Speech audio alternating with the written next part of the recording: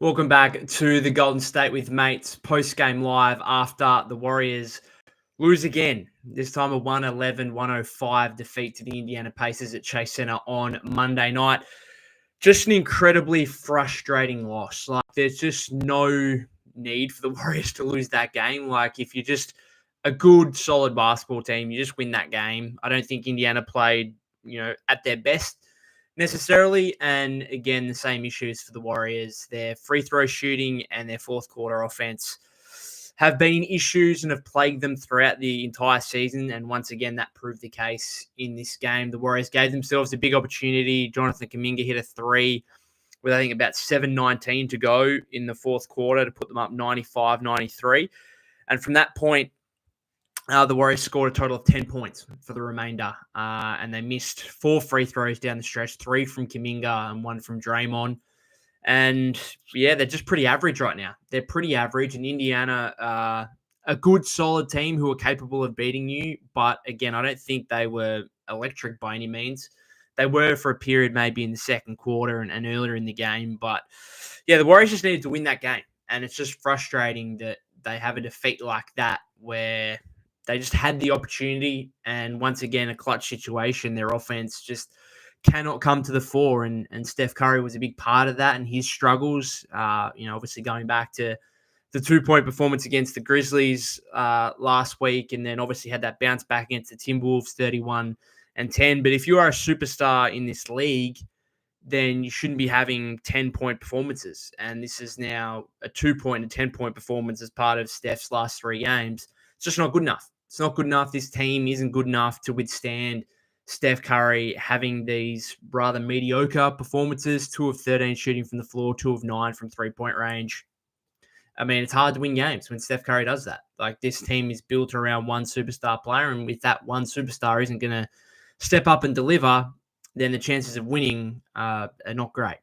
Anema King says, Steph is to blame for the loss and Steve Kerr like usual. Let me know about what you didn't like from Steve. There were a couple of things that I didn't like, but let me know what you think. Fendex says, this is on Steph. Yeah, he just got outplayed by Andrew Nembhard. Like, Andrew Nembhard really played him hard, but this is the thing, like, you look at this game, you go back to Thursday's loss against the Grizzlies and where he was locked down by Jalen Wells, and we're getting to a point where some not random players like Andrew Nembhard's a very good player, but Jalen Wells is a rookie, and some little known players are like locking down Steph Curry, and I'm a bit concerned by that. Like, you would have liked to think, okay, if he's getting locked down and he's really struggling, it's coming up against a Drew Holiday or one of the other elite perimeter defenders in the NBA, and instead it's like Jalen Wells and Andrew Nembhard. It's a little bit concerning. Again, I'm not going to overreact too much because, as I said, after the win over the Timberwolves on Saturday, I said, Steph Curry's still capable of all-worldly performances, of leading the Warriors to victories against good teams. My only issue and my perhaps bigger concern is there too much of a gap now between his best and his worst? Because he's had some absolute stinkers this season where, Steph Curry in years past, like, when do you see him have 2-point games or 10-point games or whatever it is? So part of it has got to do with the roster as well. And again, the amount of pressure and load on him, but still he's got to step up and deliver at a far greater level than what he currently is. Then says Steph should stop playing hero ball, like give the ball to the guy with the hot hands. If this continues, teams will continue locking up Steph like this. I don't want the Warriors to ruin my Christmas.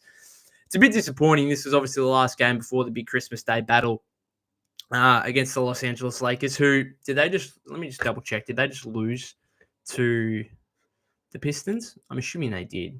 Surely they did.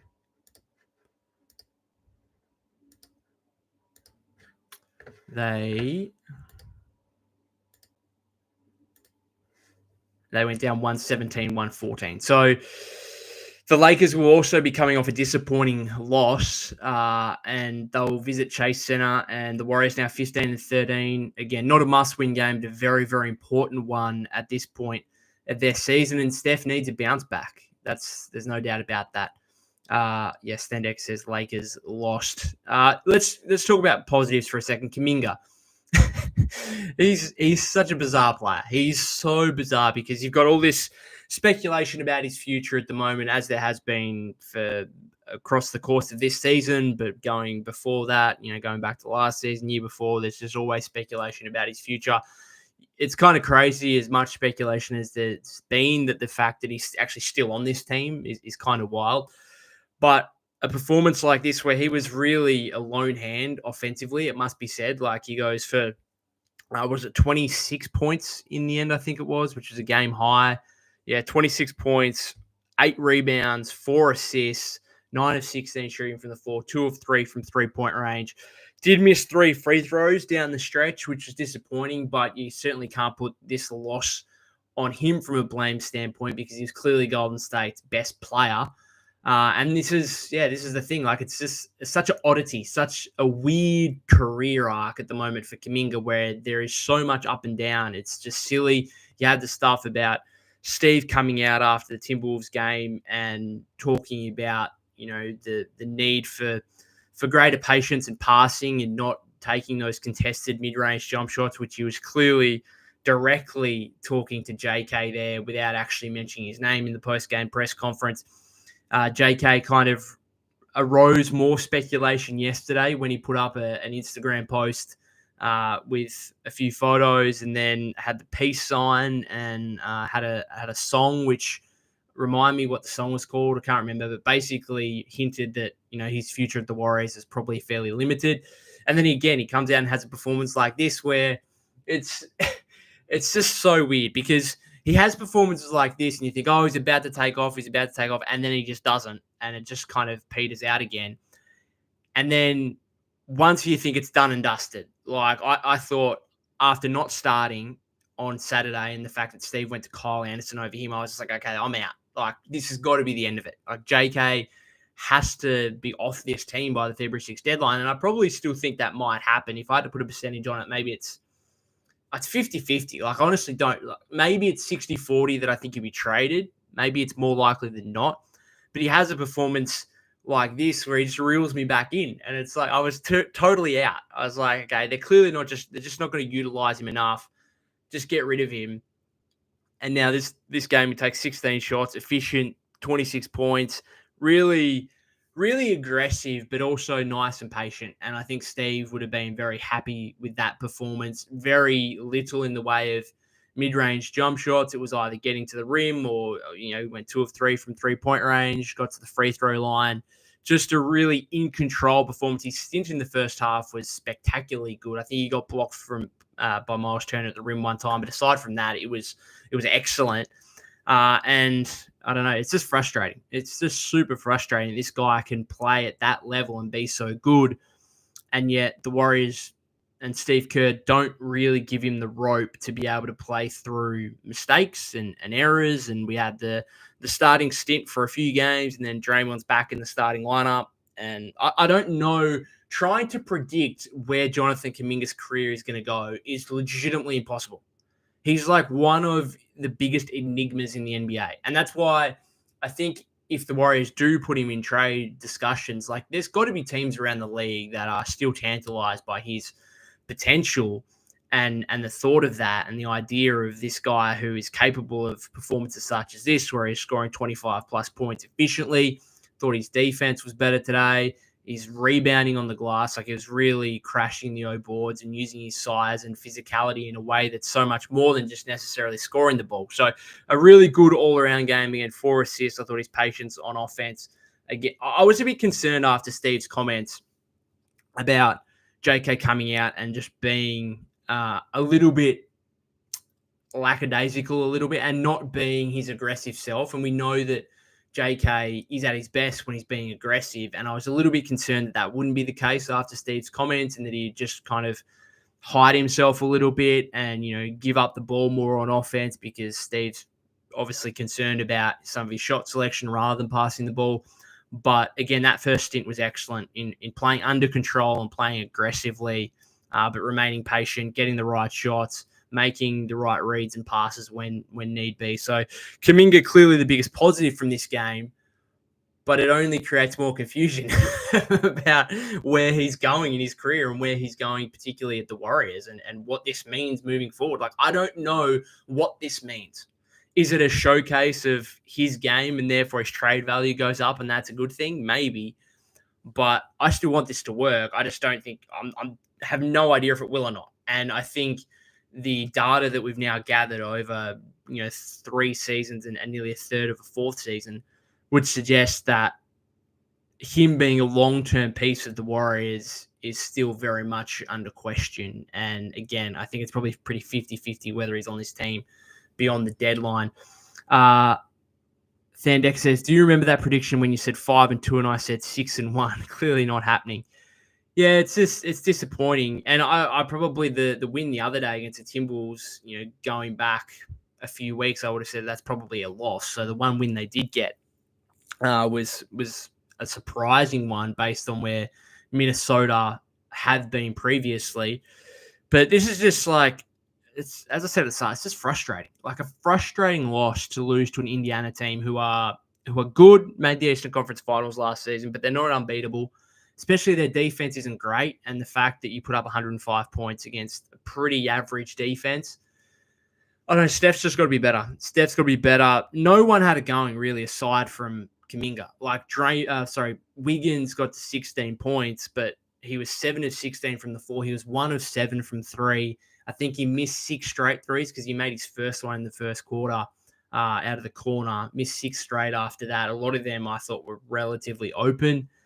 Has 4 rebounds, 3 assists, but he's a minus 15 in the game. Draymond, just not enough impact, like made some defensive plays, but otherwise 4 points, 7 rebounds, 5 assists, 3 steals, a block. He was okay, but he played 26 minutes. He came out early in the third quarter, subbed out for Kuminga, but basically 2 minutes into the third quarter, and you thought that might be him done for the night with that ankle issue that he came into the game with. He returns and plays out the game and closes the game, but just wasn't quite himself. TJD, I'm surprised he didn't play more. He played 23 minutes. I thought he was really, once again, aggressive and impactful. 13 points, 8 rebounds, 3 assists. So I thought he was good. Surprised he didn't play more, but then you look at the plus minus, he's a minus 17. Maybe that's a bit of a concern. And clearly, the Warriors don't want to be playing Kuminga, Draymond, and TJD together, and Kuminga had to close, so it had to be a Kuminga, Draymond 4-5. I thought TJD was good, though. I know the plus-minus doesn't suggest so, but I thought he ran the floor well, played really hard on both ends of the floor. Had that finish, that and one finish in the third quarter, which was shocking because this guy shoots 40% on layups for the season, and then he's making this one-off glass with all this English, and it was just a really awkward shot that he had to take and ended up making it, and the and one there, which was kind of crazy. There was a circus shot. The Warriors made a few circus shots, but then obviously missed quite a few shots that probably like back and makers that usually make as well, particularly Steph going 2 of 9 from 3. So, yeah, what else from this game? Just not a whole lot to be really too positive about aside from Kuminga. Dendek said Moody hasn't played well. I want to kind of try and give some leeway because he's obviously coming off a 4-game absence. And then the 2 games previous to that, he only played like 5 or 6 minutes. So he just hasn't played really for 6 games. I think he made his first 3 as well and then missed his last 3 points. He was a plus 16. Again, that the plus minus doesn't really tell you a whole lot about that because I didn't think he played overly well. But yeah, I want to give some leeway. Hopefully he can remain a part of the rotation. If he plays better in those 10 minutes, he's probably going to get more minutes than that. Pod's playing 26 is probably a bit much. Has 5.6 rebounds, 2 assists, 3 steals. My issue with Pod's, he can't get by guys. Like, he had that nice play in the fourth where he did actually break the paint and kicked out, and Kuminga hit a corner 3. But aside from that, he just can't beat guys off the dribble. And then he can't really stay in front of guys on defense either. Like, there was a play, I think, in the third quarter where Nembhard just went by him in transition like he was literally standing still or wasn't even there.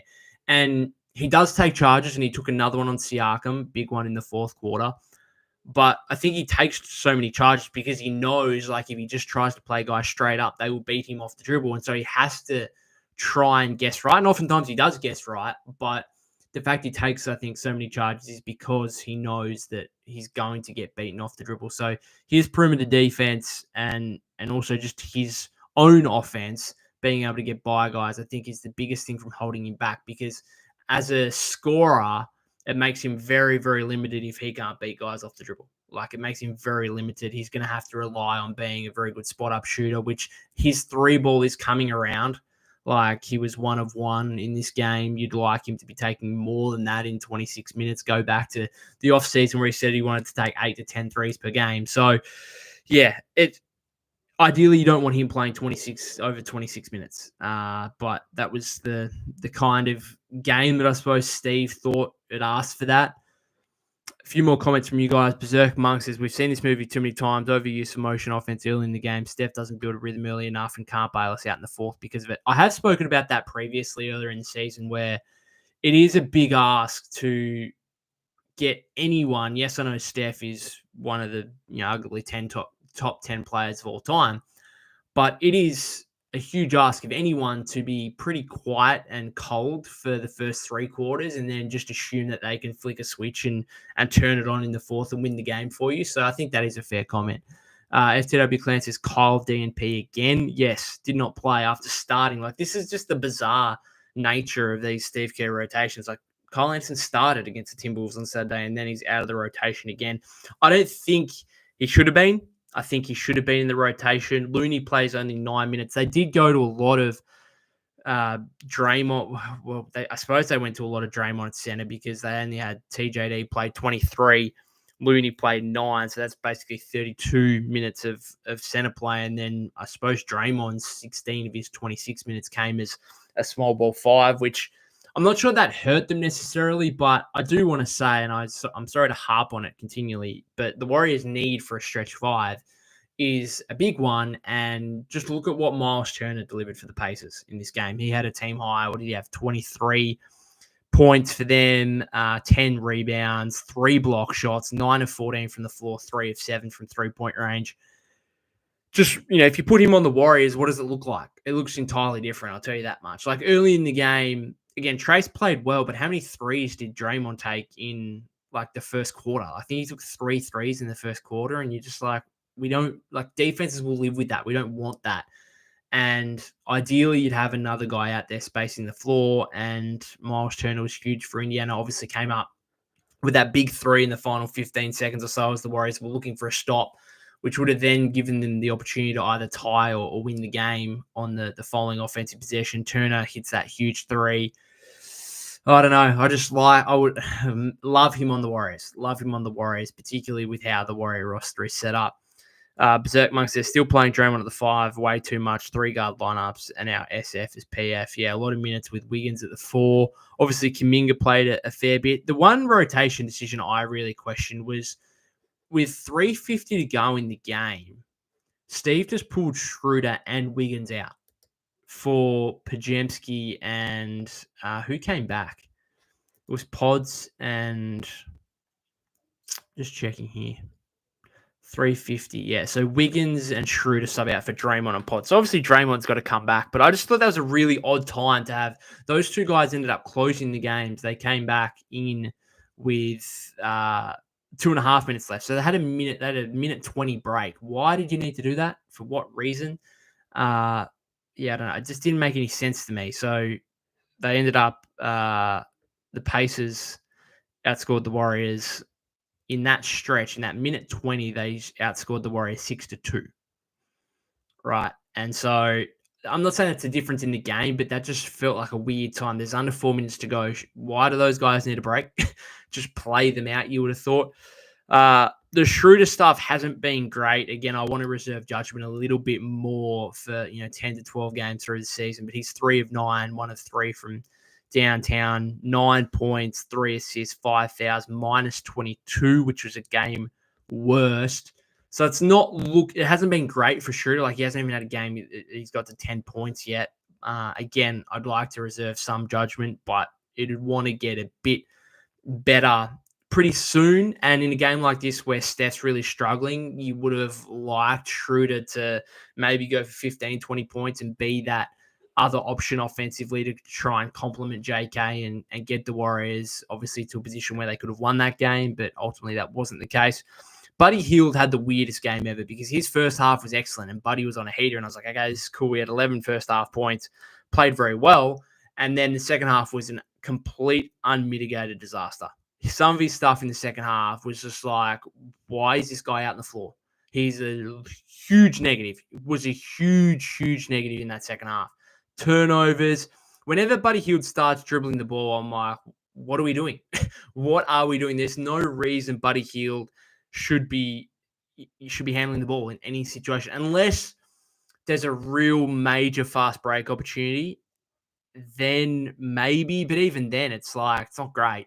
I just do not want Buddy Hield handling the ball. Like he's got to be. It's like Clay last season. Like you do not want those guys over dribbling. You want them to be spot up, catch and shoot guys. And Buddy Hield's, his second half was horrific, absolutely horrific. I'm surprised he played as much in the fourth as he did. He did have, like, if you look at his game, 13 points, 4 rebounds, 5-11, 3 of 6, you think, yeah, that's okay. But that was all basically in the first half, and his second half was just horrifically bad. So, yeah, I mean, that's the disappointing thing is Kuminga played way above his level, and then everyone else was poor. Like, Wiggins, underwhelming. Draymond, underwhelming. Trace was good. Okay, I'll give Trace that.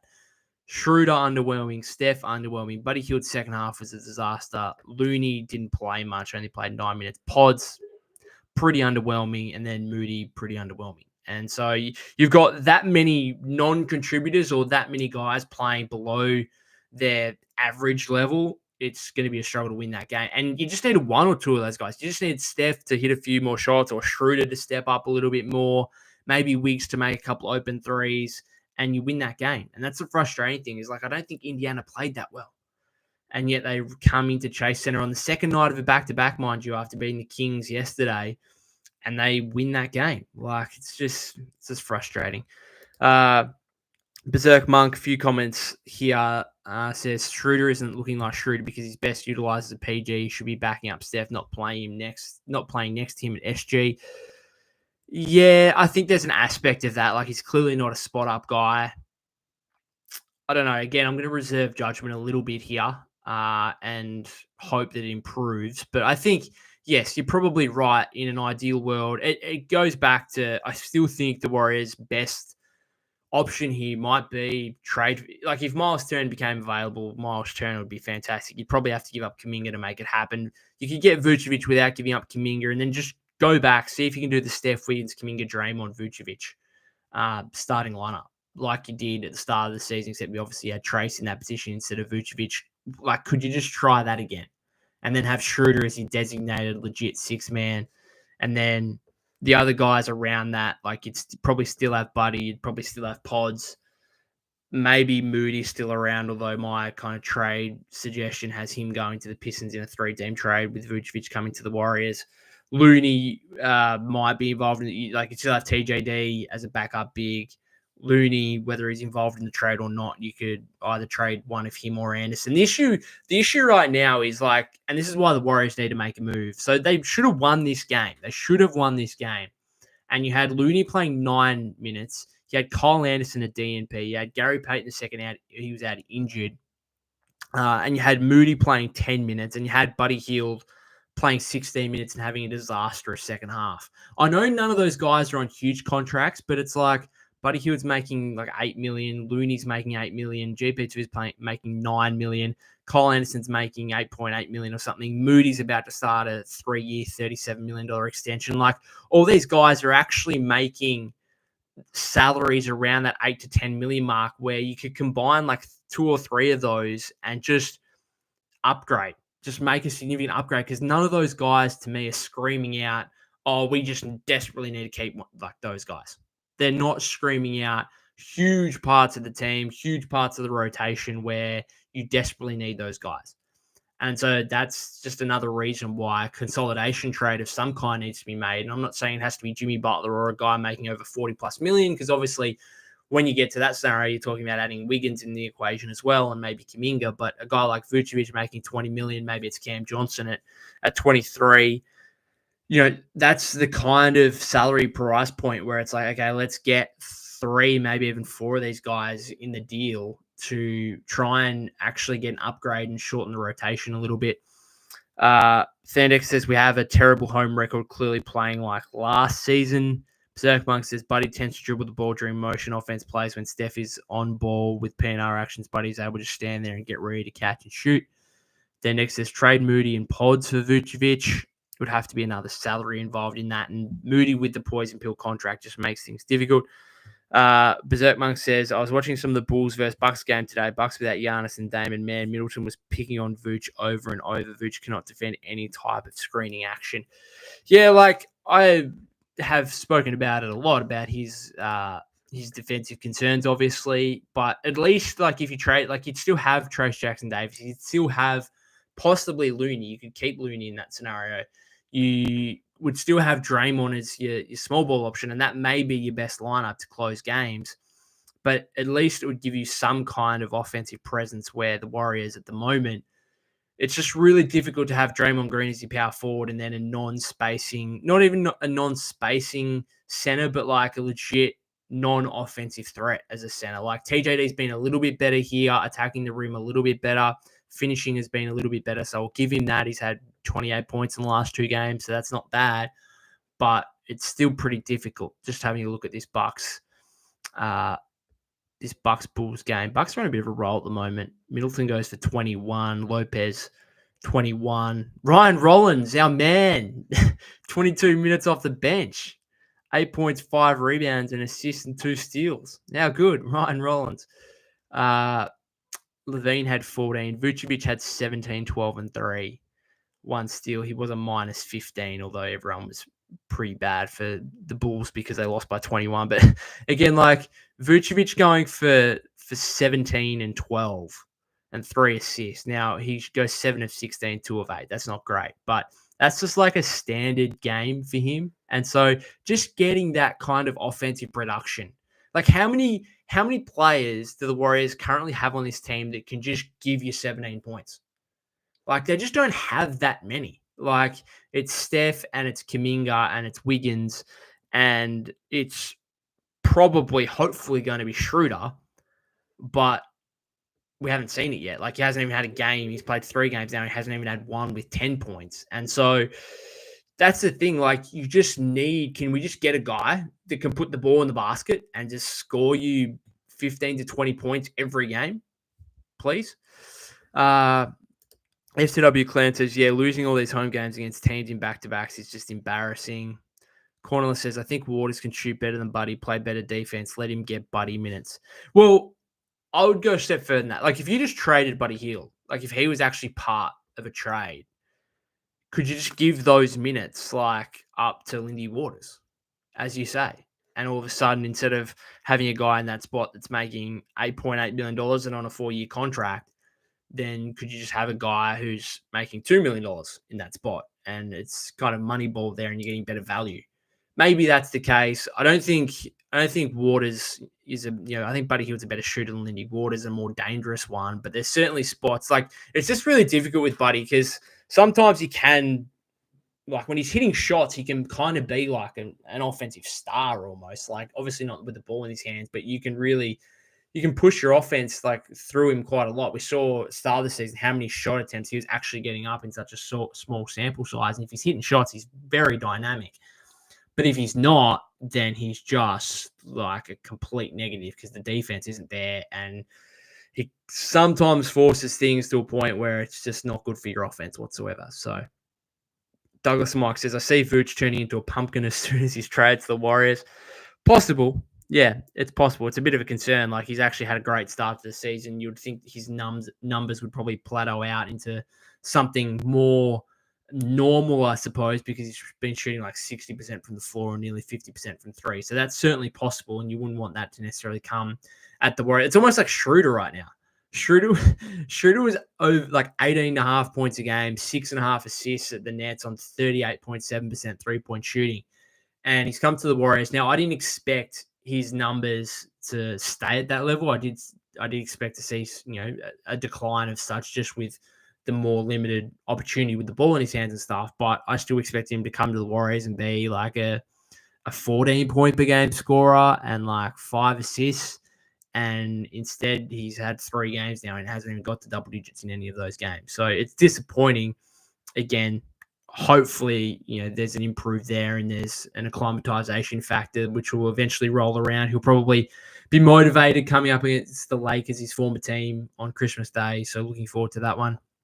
FTW Clan says, I think it's hard for certain role players to come in and fit next to Steph in the Warriors system.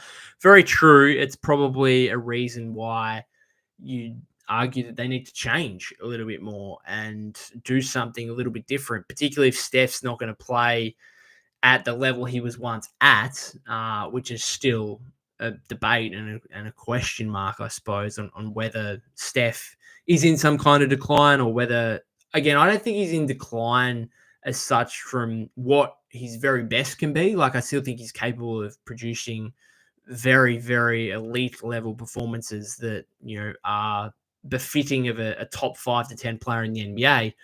It's just the gap between his best and his worst is kind of opening up a little bit concerningly. I'm going to probably finish it up there. Been going for half an hour. It's just frustrating. Again, there's not too many positives outside of Kuminga. The defense in the second half was better, I suppose. But yeah, just disappointing. Thenex says Steph never plays well in December, to be fair. He doesn't usually play well on Christmas, so it's going to be interesting to see how he goes against the Lakers on Christmas Day. Talking of Christmas Day, we are just over 6 hours from it, my time here in Australia. It's currently 5:30 p.m. on the 24th on Christmas Eve. So 6.5 hours until Christmas. Hope everyone has a good Christmas. Obviously, it's a little while longer for those of you in America. I don't have too much planned necessarily, but I will take the day off. And I'm going to take a couple of days off here. Obviously, the Warriors playing the Lakers on Christmas Day, but it'll be Boxing Day for me. I will certainly be writing about the game, but I won't be doing a post-game live because I'd imagine you guys have probably got more important things to do on Christmas than watching me or listening to me talking about basketball. So I'll take that off. Then the Warriors play the Clippers, I think, on the 27th. So I'll certainly do a post-game live after that. But otherwise, I might just take a few days off here to kind of reset. Hopefully the Warriors get another victory on Christmas Day against the Lakers. It's going to be a huge matchup, particularly after the Lakers just lost to the Pistons and with how congested the Western Conference standings are right now. As I keep saying, a couple of losses here or a couple of wins there, like it can just drastically change where your standing is. Cornelis says, I love your show. Merry Christmas. Merry Christmas to you too. Merry Christmas to all of you that have either tuned in or you're watching on replay or you're listening via the podcast feed. Thank you very much for your ongoing support. Have a very safe holiday period with whatever you're getting up to. And I'll finish it up there. If you haven't subscribed to the YouTube channel already, that would be greatly appreciated. You can follow me at POK252. That's POK252 on X/Twitter. You can follow us Golden State with Mates on Instagram and TikTok as well. As I said before, I'll take a few days off here, but I'll certainly be back for a post-game live after the Clippers game on the 27th where Kawhi Leonard may return. Other than that, you can still continue to find my writing over on bluemanhoop.com over the next few days. Thanks, guys.